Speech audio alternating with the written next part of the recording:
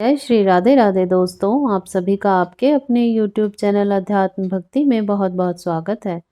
आइए आज आप सब सुनेंगे बृहस्पतिवार व्रत की कथा। प्रत्येक गुरुवार को भगवान बृहस्पति देव का केले के वृक्ष के नीचे बैठकर पूजन किया जाता है। जो भी भक्त सच्ची श्रद्धा के साथ नियम और निष्ठा के साथ बृहस्पतिवार का व्रत करते हैं, भगवान बृहस्पति देव का पूजन करते हैं, तो इससे सभी प्रकार के धन धान्य की प्राप्ति होती है। इस दिन भगवान विष्णु को चने की दाल एवं मुनक्का आदि से भोग लगाना चाहिए और फिर व्रत की कथा श्रवण करनी चाहिए।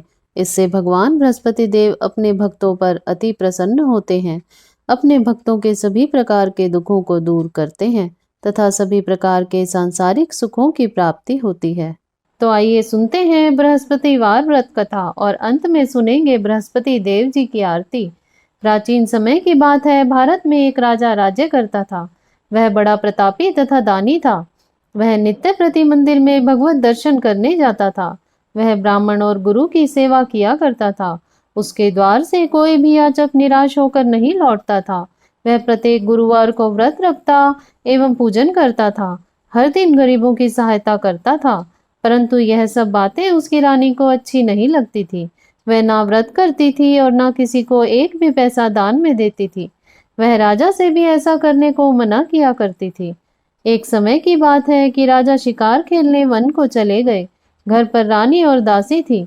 उस समय गुरु बृहस्पति साधु का रूप धारण कर राजा के दरवाजे पर भिक्षा मांगने आए।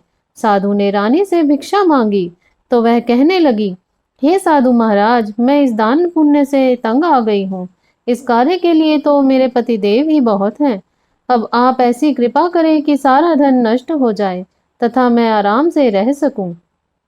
साधु रूपी बृहस्पति देव ने कहा, हे देवी, तुम बड़ी विचित्र हो। संतान और धन से तो कोई दुखी नहीं होता, इसको सभी चाहते हैं। पापी भी पुत्र और धन की इच्छा करता है। अगर तुम्हारे पास धन अधिक है तो भूखे मनुष्य को भोजन कराओ, प्याऊ लगवाओ, ब्राह्मणों को दान दो, धर्मशालाएं बनवाओ, कुआं, तालाब, बावड़ी, बाग, बगीचे आदि का निर्माण कराओ तथा निर्धनों की कुंवारी कन्याओं का विवाह कराओ। साथ ही यज्ञ आदि करो। इस प्रकार के कर्मों से आपके कुल का और आपका नाम परलोक में भी सार्थक होगा एवं तुम्हें भी स्वर्ग की प्राप्ति होगी। परंतु रानी साधु की इन बातों से खुश नहीं हुई। उसने कहा, हे साधु महाराज, मुझे ऐसे धन की आवश्यकता नहीं जिसको मैं अन्य लोगों को दान देती फिरूं तथा जिसको रखने और संभालने में मेरा सारा समय नष्ट हो जाए। साधु ने कहा, हे देवी, यदि तुम्हारी ऐसी ही इच्छा है तो जैसा मैं तुम्हें बताता हूँ तुम वैसा ही करना। बृहस्पतिवार के दिन घर आंगन गोबर से लीपना, अपने केशों को पीली मिट्टी से धोना, केशों को धोते समय स्नान करना, राजा से कहना वह हजामत करवाए, भोजन में मांस मदिरा खाना, कपड़े धोबी के यहाँ धुलने देना। इस प्रकार 7 बृहस्पतिवार करने से तुम्हारा सारा धन नष्ट हो जाएगा। यह कहकर साधु महाराज रूपी बृहस्पति देव अंतर ध्यान हो गए। रानी ने साधु के कहने के अनुसार 7 बृहस्पतिवार तक वैसा ही करने का विचार किया। साधु के बताए अनुसार कार्य करते हुए केवल 3 बृहस्पतिवार ही बीते थे कि उसकी समस्त धन संपत्ति नष्ट हो गई। भोजन के लिए दोनों समय परिवार तरसने लगा तथा सांसारिक भोगों से दुखी रहने लगा। तब राजा रानी से कहने लगा कि हे रानी, तुम यहाँ रहो, मैं दूसरे देश को जाता हूँ, क्योंकि यहाँ पर मुझे सभी मनुष्य जानते हैं, इसलिए मैं यहाँ कोई काम नहीं कर सकता। मैं अब परदेश जा रहा हूँ, वहाँ कोई काम धंधा करूँगा, शायद हमारे भाग्य बदल जाएं। ऐसा कहकर राजा परदेश चला गया। वह वहां जंगल से लकड़ी काट कर लाता और शहर में बेचता। इस तरह वह अपना जीवन व्यतीत करने लगा। इधर राजा के बिना रानी और दासियां दुखी रहने लगी। किसी दिन भोजन मिलता और किसी दिन जल पीकर ही रह जाती। एक समय रानी और दासियों को 7 दिन बिना भोजन के व्यतीत करने पड़े। तो रानी ने अपनी दासी से कहा, हे दासी, यहाँ पास ही के नगर में मेरी बहन रहती है। वह बड़ी धनवान है, तो उसके पास जा और वहां से 5 सेर बेझर मांग कर ले आ, जिससे कुछ समय के लिए गुजारा हो जाएगा। दासी रानी की बहन के पास गई। रानी की बहन उस समय पूजा कर रही थी। बृहस्पतिवार का दिन था। दासी ने रानी की बहन से कहा, हे रानी, मुझे आपकी बहन ने भेजा है, मुझे 5 सेर बेझर दे दो। दासी ने यह बात अनेक बार कही, परंतु रानी की बहन ने कोई उत्तर नहीं दिया, क्योंकि वह उस समय बृहस्पतिवार की कथा सुन रही थी। जब दासी को रानी की बहन से कोई उत्तर नहीं मिला, तो वह बड़ी दुखी हुई, उसे क्रोध भी आया। वह लौटकर रानी के पास बोली, हे रानी, आपकी बहन तो बहुत घमंडी है, वह छोटे लोगों से बात भी नहीं करती। मैंने उससे कहा तो उसने कोई उत्तर नहीं दिया। मैं वापस चली आई। रानी बोली, हे दासी, इसमें उसका कोई दोष नहीं है। जब बुरे दिन आते हैं तब कोई सहारा नहीं देता। अच्छे बुरे का पता विपत्ति में ही लगता है।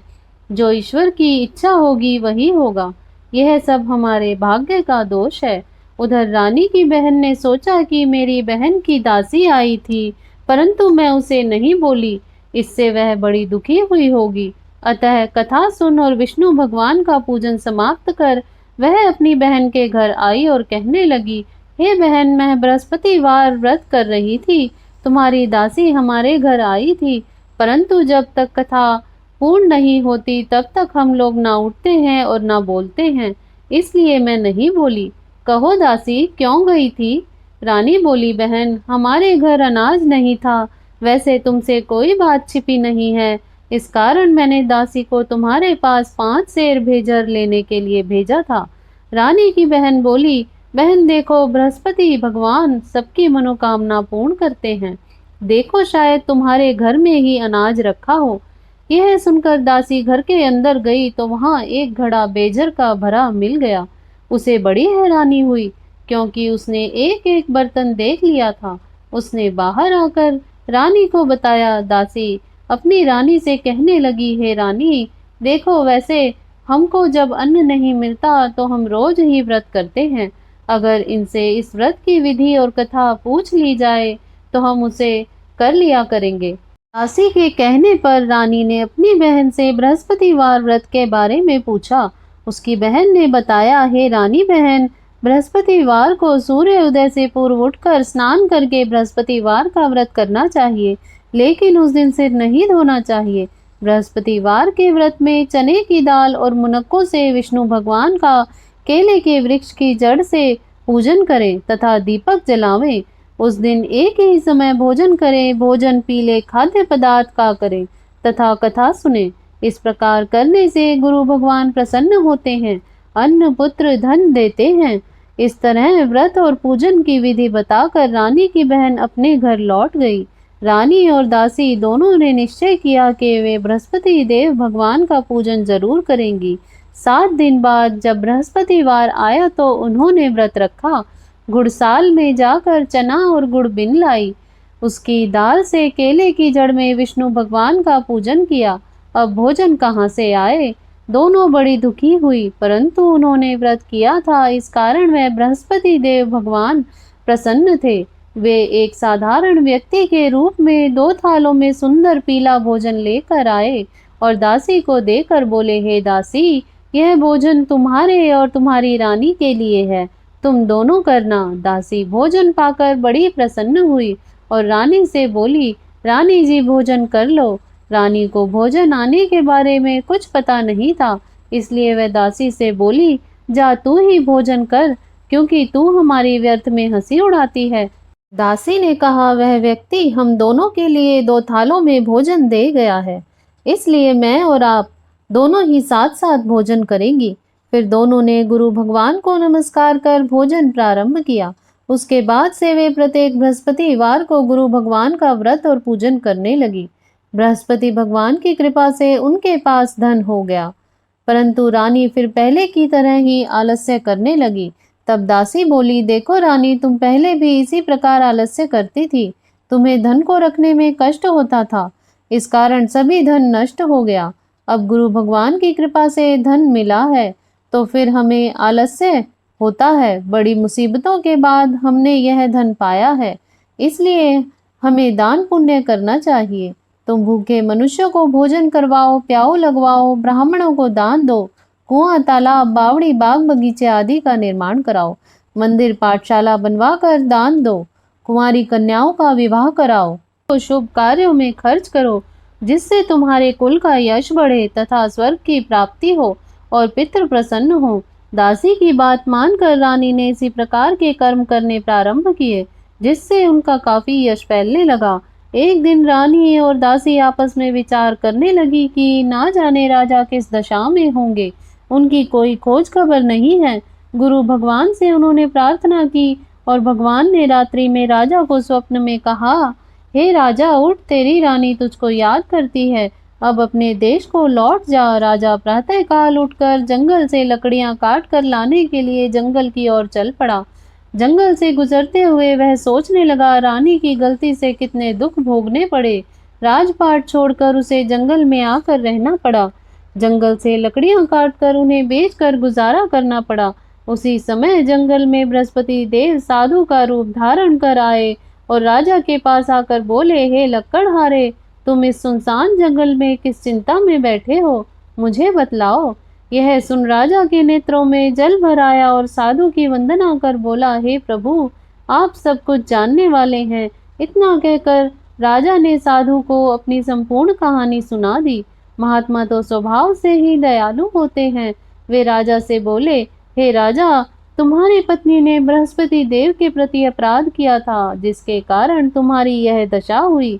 अब तुम किसी प्रकार की चिंता मत करो, भगवान तुम्हें पहले से अधिक धन देंगे। देखो, तुम्हारी पत्नी ने बृहस्पतिवार का व्रत करना प्रारंभ कर दिया है। अब तुम भी बृहस्पतिवार का व्रत करके चने की दाल व गुड़ और जल को लोटे में डालकर केले के पत्ते से भगवान विष्णु का पूजन करो। फिर कथा कहो या सुनो, भगवान तुम्हारी सब मनोकामनाओं को पूर्ण करेंगे। साधु को प्रसन्न देखकर राजा बोला, हे प्रभु, मुझे लकड़ी बेचकर इतना पैसा भी नहीं बचता जिससे भोजन करने के उपरांत कुछ बचा सकूं। मैंने रात्रि में अपनी रानी को व्याकुल देखा है। मेरे पास कोई साधन नहीं जिससे समाचार जान सकूं। फिर मैं बृहस्पतिवार की कौन सी कहानी कहूं या सुनूं? मुझको तो कुछ भी मालूम नहीं है। साधु ने कहा, हे राजन, तुम किसी बात की चिंता मत करो। बृहस्पतिवार के दिन तुम रोजाना की तरह लकड़ियां लेकर शहर में जाओ। तुम्हें रोज से 2 गुना धन प्राप्त होगा, जिससे तुम भली भांति भोजन कर लोगे तथा बृहस्पति देव की पूजा का सामान भी आ जाएगा।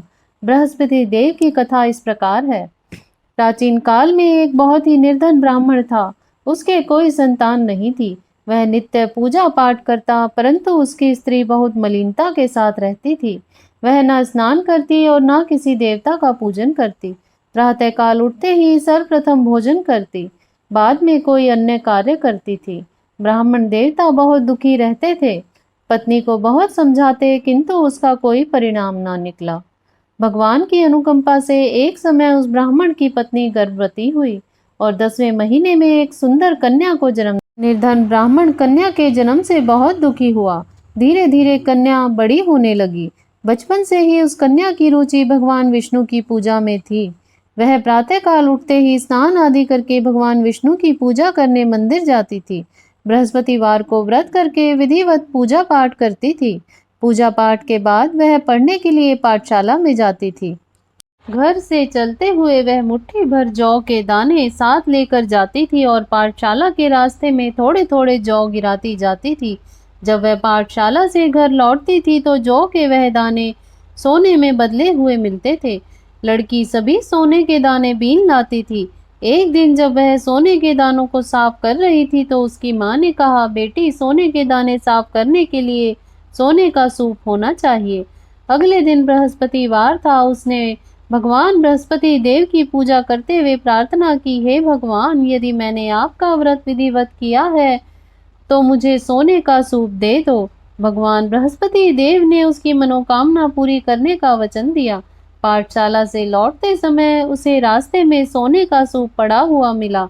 लौटकर वह सोने का सूप अपनी माँ को दिखाकर वह सोने के दाने साफ करने लगी। उसी समय नगर का राजकुमार उसके घर के पास से गुजरा।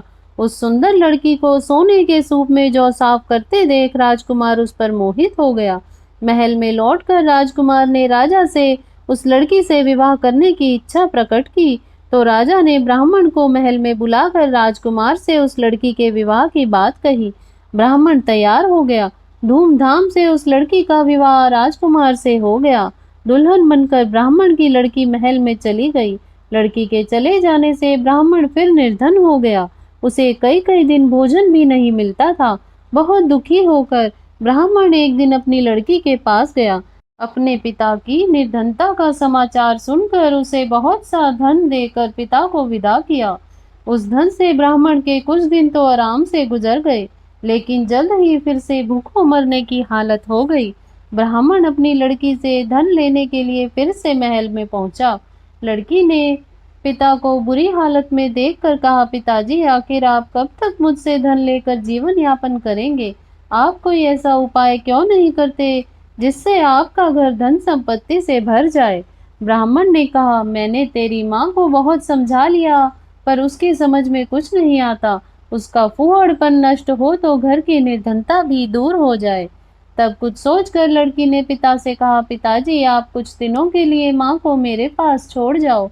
तब कुछ सोचकर ब्राह्मण पत्नी को लड़की के पास महल में छोड़ आया। लड़की ने अपनी माँ से कहा, माँ, तुम कल प्रातः उठकर स्नान आदि करके बृहस्पति देव विष्णु जी की पूजा अवश्य करना। पूजा करने से तुम्हारी निर्धनता अवश्य दूर हो जाएगी। लेकिन उसकी माँ ने उसकी कोई बात नहीं मानी। तब क्रोधित होकर लड़की ने अपनी माँ को एक कक्ष में बंद कर दिया। सूर्य उदय के समय माँ को उठाकर जबरदस्ती उसे स्नान कराया और फिर मंदिर ले जाकर भगवान बृहस्पति देव की पूजा कराई। कुछ दिनों तक ऐसा करने से माँ की बुद्धि में परिवर्तन हुआ और वह स्वयं बृहस्पतिवार का व्रत रखने लगी। उसके व्रत रखने से ब्राह्मण के घर में भगवान विष्णु की अनुकंपा से धन की वर्षा होने लगी। दोनों पति पत्नी धन संपदा पाकर आनंद पूर्वक जीवन यापन करते हुए विष्णु धाम को चले गए। लक्कड़हारा बने राजा ने उन साधु से भगवान बृहस्पति देव की यह कथा सुनकर बृहस्पतिवार का व्रत करके भगवान विष्णु का पूजन किया। उस दिन से उसके सभी क्लेश दूर हो गए। लेकिन अगले बृहस्पतिवार को कामकाज में अधिक व्यस्त रहने के कारण उसने भगवान बृहस्पति देव जी का व्रत नहीं किया। भगवान बृहस्पति देव लक्कड़हारे से क्रोधित हो गए और उसे भूल की सजा दी। उस दिन नगर के राजा ने नगर में घोषणा करके सबको सूचित किया, प्रत्येक नागरिक मेरे महल में भोजन करने आए। जो नहीं आएगा उसे अपराधी मानकर भारी दंड दिया जाएगा। लक्कड़हारा बने राजा ने उस नगर के राजा की घोषणा तो सुनी, लेकिन जंगल से लकड़ी काट कर लाने में और उन्हें बेचने में देर हो जाने के कारण वह समय पर महल भोजन करने नहीं जा सका। अतः राजा के सैनिक लक्कड़हारे को पकड़कर महल में ले गए। राजा ने उसे महल के एक कक्ष में बैठाकर भोजन कराया। उस कक्ष में एक खूंटी पर रानी का सोने का हार लटका हुआ था। लक्कड़हारा अकेला उस कक्ष में भोजन कर रहा था। तभी उसने एक आश्चर्यजनक घटना घटती हुई देखी। देखते ही देखते वह खूंटी हार को निगल गई। थोड़ी देर के बाद राजा ने जब हार को गायब देखा तो लक्कड़हारे को कारावास में डलवा दिया। लक्कड़हारा मन ही मन अपने भाग्य को कोसने लगा। तभी उसे जंगल में मिले साधु का स्मरण हो आया। थोड़ी देर में भगवान बृहस्पति देव सन्यासी के रूप में उसके सामने प्रकट हुए और कहा, हे लक्कड़हारे, तूने भगवान बृहस्पति देव की पूजा नहीं की, इसी कारण तुम्हें कष्ट हुआ है। लेकिन अब चिंता मत करो, बृहस्पतिवार के दिन कारागार के दरवाजे पर तुम्हें कुछ पैसे पड़े हुए मिलेंगे। उस पैसों से भगवान बृहस्पति देव का व्रत करके उनकी पूजा करोगे तो तुम्हारे सब दुख नष्ट हो जाएंगे। बृहस्पतिवार के दिन दरवाजे पर पड़े मिले पैसों से चने और गुड़ मंगाकर लक्कड़हारे ने बृहस्पतिवार का व्रत किया। कथा कही तो भगवान बृहस्पति देव ने प्रसन्न होकर उस नगर के राजा को स्वप्न में लक्कड़हारे को कारागार से मुक्त करने को कहा। सुबह राजा ने अपने कक्ष में आकर देखा तो खूंटी पर रानी का हार लटका हुआ था। राजा ने लक्कड़हारे को मुक्त कर दिया और उसे धन और आभूषण देकर विदा किया।